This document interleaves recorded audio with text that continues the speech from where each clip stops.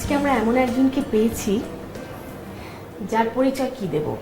যখন বিটিভির যুগ ছিল, যখন ছিল না এত চ্যানেলের বাহার, তখন ছিল না এত মুভির বাহার, তখন বংশ পরম্পরায় ওনারা দাপিয়ে বেরিয়েছেন সমস্ত নাটকগুলোতে এবং আসন করে নিয়েছেন আপনাদের হৃদয়ে। আপনাদের সবার প্রিয় সুবর্ণা মোস্তফা। সুবর্ণা আপা, খুব ভালো লাগছে আপনি আমার অনুষ্ঠানে এসেছেন। আপনাকে অনেক শুভেচ্ছা। ধন্যবাদ দর্শকদেরকে। আজকে আপনি রান্না করে দেখাবেন তো আমাদের? চেষ্টা করবো। কি সাংঘাতিক সৌভাগ্য, আপনারা কখনো সুবর্ণা মোস্তফাকে রান্না করতে দেখেছেন? আমার সুবাদে দেখবেন আজকে। তো সুবর্ণা আপা, আপনি আজকে কি রান্না করবেন? এটা মার হাত, সবারই যেরকম হয় যে মার হাতের একটা রান্না খুব ভালো লাগে, সেই রান্নাটাই। এটা কাঁচা মশলার মাংস। আচ্ছা আচ্ছা। ইউজুয়ালি গরু দিয়ে হয়, আজকে খাসি দিয়ে করবেন। টেস্ট একই রকম থাকবে। ওকে। তো প্রিয় দর্শক, সুবর্ণা আপা আজকে আমাদেরকে রান্না করে দেখাবেন কাটা মশলার মাংস। চলুন তাহলে আমরা দেখে আসি এই কাটা মশলার মাংস রান্না করতে কি কি উপকরণ লাগে। কাটা মশলার মাংস তৈরি করতে আমাদের লাগবে তেল পরিমাণ মতো, খাসির মাংস 1 কেজি, লবণ স্বাদ মতো, পেঁয়াজ কুচি 2 কাপ, রসুন কুচি আধা কাপ, আদা স্লাইস আধা কাপ, শুকনো মরিচ আধা কাপ, হলুদ গুঁড়ো 1 চা চামচ এবং ধনে 2 চা চামচ। এটা যেহেতু রেগুলার কোনো ফুড না, আচ্ছা, হ্যাঁ, হেলথ কনসিয়াস হতে হবে, কিন্তু ঈদের দিন তো একটু ফ্যান্সি করতেই হয়। হ্যাঁ, একটু তেল একটু বেশি লাগবে। আচ্ছা, আমার এখানে 1 কেজির মতো মাংস আছে। আমার মাপ হচ্ছে চোখের আন্দাজ। চোখের মাপ। এটার ভিতরে আমি এটা একটু সল্ট, লবণ দিয়ে দেবো। 1 কেজির আন্দাজ লবণ আমি দিয়ে দিচ্ছি। শুধু লবণই মাখাবেন এখন? হ্যাঁ, এখন আর কিছু না। আসলে এটাতে তেমন কোনো মশলা, যেগুলো দেখালে এগুলোর বাইরে তেমন কোনো মশলা নেই। তেল বোধহয় ভালোই গরম হয়ে গেছে। হ্যাঁ, বেশি জোরে শব্দ হবে না তো? সাবধানে হলেও অসুবিধা নেই।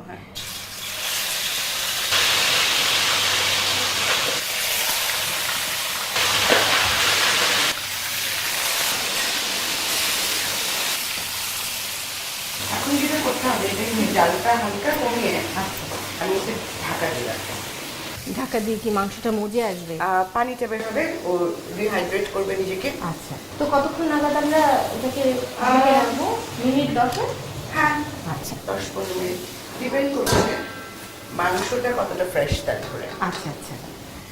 তো আমরা এখন মাংসটার থেকে পানি বের হওয়ার জন্য মাংসটাকে ঢেকে দিলাম, অপেক্ষা করব 10 মিনিট। চলুন আরও 10 মিনিট পরে ফিরে আসছি।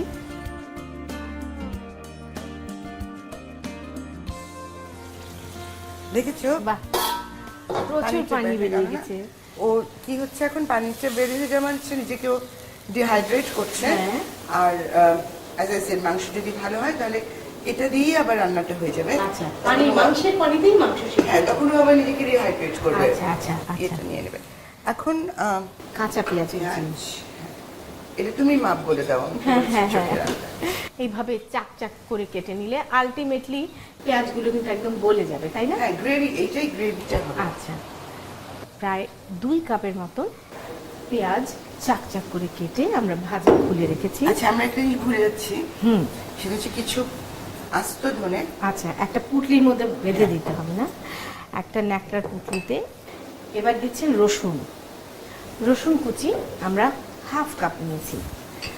আর পুরোনো আমলের রান্নার মধ্যে এই বিশেষ পুটলি দেওয়া বৈশিষ্ট্যগুলো থাকে না, ওটাতে যে ফ্লেভারটা বের হবে। ভীষণ একটা ছোটবেলার কথা মনে হয় না? আজকাল আমরা যখন রান্না করতো, এগুলো কিন্তু বিলুপ্ত হয়ে যাচ্ছে। আমরা যখন রান্না করতাম, আমার মনে আছে যে আমাদের মধ্যে পুটলিটা কে নেবে, কে এটা মুখে পুরে একটু চুষবে, এটা নিয়ে একটা কম্পিটিশন হয়ে যেত। আদা 1/2 কাপ আদা, 1/2 চাক কাপ করে রসুন। পাতলা পাইতে খেতে খুব ভালো হয়ে পড়ে, কারণ এটাই গলে না। পেঁয়াজ রসুন তো হ্যাঁ, গলে যায়, একটু কচকচে থাকে। এটা গলে না। আর যেটা একটু এখানে বলা দরকার, সেটা হচ্ছে শুকনো মরিচটা তো আমরা কেটে বিচিগুলো ফেলে দিয়েছি। আর যদি কেউ অনেক ঝাল খেতে চায় তাহলে বিচিগুলো রেখে দেবে। এটা এসেনশিয়ালি কালার এন্ড ফ্লেভারের জন্য দেওয়া। তো বেশ অনেকটাই 1/2 কাপের মতন শুকনো মরিচ ভেতর থেকে বিচি ফেলে দিয়ে রাখা। কোনো ডিশ যদি খুব বেশি স্পাইসি বা বেশি ঝাল হয়, আমি খেতে পছন্দ পছন্দ করি না। আমার মনে হয় যে সবসময় ইট শুড বি যে আমি কেন ঝালের কথাটা বলছি দর্শক, যে আমার নিজেরও কোথাও খেতে গেলে যদি দেখি যে খুব বেশি ঝাল তাহলে আরাম লাগে না খেতে। আর ঈদের দিন তো সব ধরনের মেহমানি আসতে পারে বাড়িতে, বাচ্চারা সেটা একটা আসতে বড় পারে। অপশন। তো এত সুন্দর দেখতে একটা জিনিস কিন্তু খেতে পারছে না ঝালের জন্য, সেটা খুব একটা আরামের হবে না। আমরা এটা আরেকবার একটু থেকে দিই। আচ্ছা, তাহলে এই মশলাগুলো দেওয়ার পরে একটু মজে আসার জন্য আমরা এটাকে আরো মিনিট 10 জন্য ঢেকে দেব।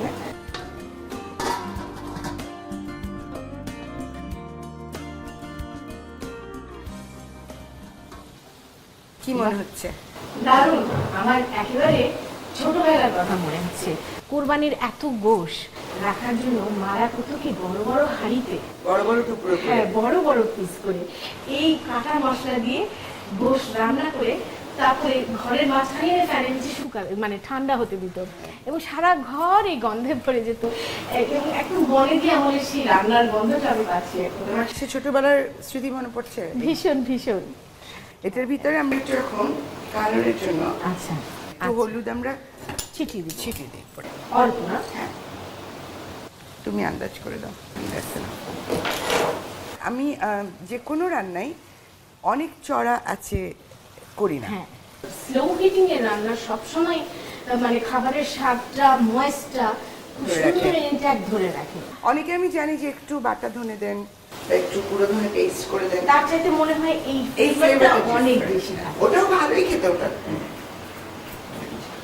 এটাকে আমরা ঢেকে দিই, আচ্ছা, ঠিক আছে? হ্যাঁ, এখন যেটা আমরা করতে পারি যে এটা থেকে পানি অতটা বের হচ্ছে না, একটু আমরা গরম পানি দিই। এটাতে গরম পানি দিলে রান্নাটা তাড়াতাড়ি হবে, ঠান্ডা পানি দিলে পানিটা একটু গরম হতে যাওয়ার সময় নেবে। এইটা আচ্ছা, এবার আমরা এটাকে ঢেকে দিই। মাঝে মধ্যে একটু চেক করতে হবে যে মাংসটা সিদ্ধ হয়েছে কিনা। খাসির মাংস, তাজা খাসির মাংস ঘন্টাখানেক বেশি দরকার হবে না, পানিটা কমে যাবে, তেলটা উপরে আচ্ছা, চলে উঠে আসবে। আচ্ছা, তাহলে এখন আমরা আরেকবার ঢেকে দিই। জালটা কমিয়ে দিই। আমার মনে হয় এটাতে রান্নাটা শেষ হয়ে যাবে। এখন প্রিয় দর্শক, আমরা আবার 1 ঘন্টা পরে ফিরে আসছি।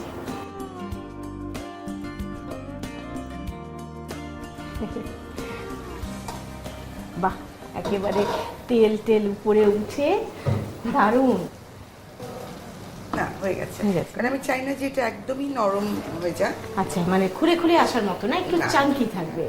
আর সে যে বললে না যে মারা যে রান্না করতো, হ্যাঁ, সেটা যদি পুরোটা একদম সফট হয়ে যেত তাহলে তো মনে করো দ্বিতীয়বার জালের জালের সময় খুলে আসতো সার্ভ করার আগে আমাদের সেই বিখ্যাত পুটলিটা। পুটলিটা। আর এটার সম্বন্ধে আমি দর্শকদেরকে বলতে যাচ্ছি যে ফর্মাল হয় ডিনার বা লাঞ্চ, তাহলে অবশ্যই আমরা পোটলাটা তুলে ফেলবো। কিন্তু যদি এটা বাড়ির মানুষজন ঘরোয়া, একসাথে ঘরোয়া হ্যাঁ। কোনো ব্যাপার হয়, তাহলে এটা থাকলেও থাকতে পারে, কারণ এটাও বেশ মজাই লাগে।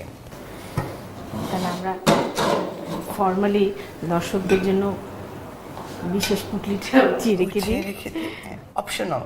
এক্সট্রা অ্যাডেড ফ্লেভারের জন্য।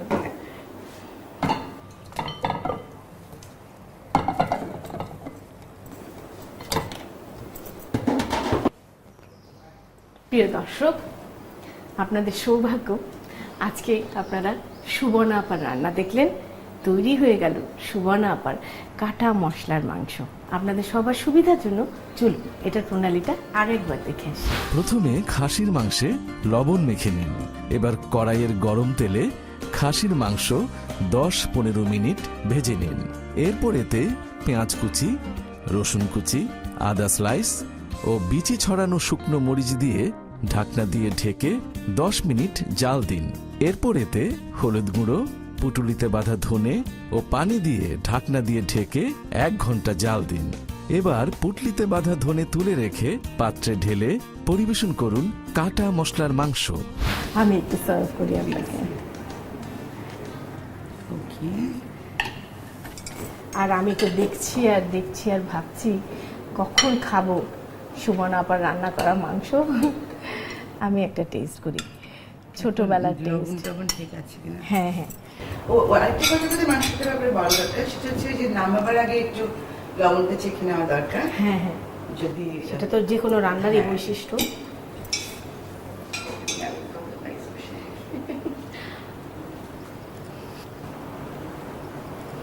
একদম পারফেক্ট টেস্ট, চোখের আন্দাজও একদম পারফেক্ট। এবং প্রিয় দর্শক, আমি ফিরে গেলাম আমার ছোটবেলায়। অসাধারণ টেস্ট হয়েছে, একদম ঈদ ঈদ একটা গন্ধ। আপনারা করে দেখবেন। আর এখন আমি তোমার এই আশ্চর্য পায়েসটা একটু খাই।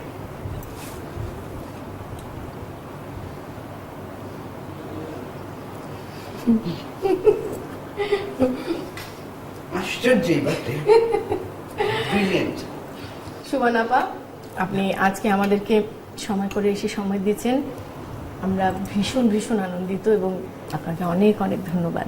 থ্যাংক ইউ অর্পণা, সবাইকে ধন্যবাদ, দর্শকদের ধন্যবাদ, আর দেশ টিভিকেও ধন্যবাদ আমাকে এখানে আমন্ত্রণ করবার জন্য। প্রিয় দর্শক, অভিনয় তো অনেক দেখেছেন, আজকে স্পেশালিটি সুবর্ণাপার সেই ছোটবেলাকার গন্ধ, সেই পুরান আমলের বনেদি রান্না, কাটা মশলার মাংস, আর সেই সাথে আমার আশ্চর্য পায়েস। আপনাদের ঈদটা হবে এবার জমজমাট, আশা করি এই দুটো আইটেম করে দেখবেন। আজকের মতো এখানে শেষ করছি, আগামী সপ্তাহে আবার কিছু রান্না নিয়ে আসবো। তার আগ পর্যন্ত সবাই খুব ভালো থাকুন।